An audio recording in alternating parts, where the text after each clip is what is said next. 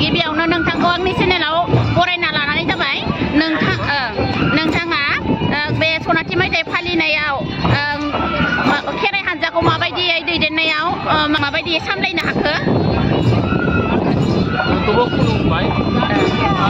जोंनि खैराबारि आनसलिक दुलाराय बाथौ गौथुमनि जा सनाथि फोरबो मायथाइ फालिनाय बेयो फैगौ 6, 7, 8 खालाराव जानो थांगासिनो दङ बेनिनो बे हाबाफारियाव बाहागो लानायनि थाखाय बे हाबाफारिखौ मेहेरगोनां खालामनो थाखाय जोंनि ओनसोलनिनो उन्दै उन्दै मोसाखावरिजों लोगोसे माइनाव हानजा बिथांमोना गोख्रों बाहागो लादों मेहेरगोनां खालामनो थाखाय थारैनो बिथांमोना गोबां खस्थ' खालामदों गोबां खस्थ'नि गेजेरजों नाजायै बिथांमोना न'खरनि खामानिखौ दोनथ'नानैब्लाबो बे हाबाफारिखौ मोजां रोखोमै जाफुंनो थाखाय गाजा गोमजायै बाहागो लादों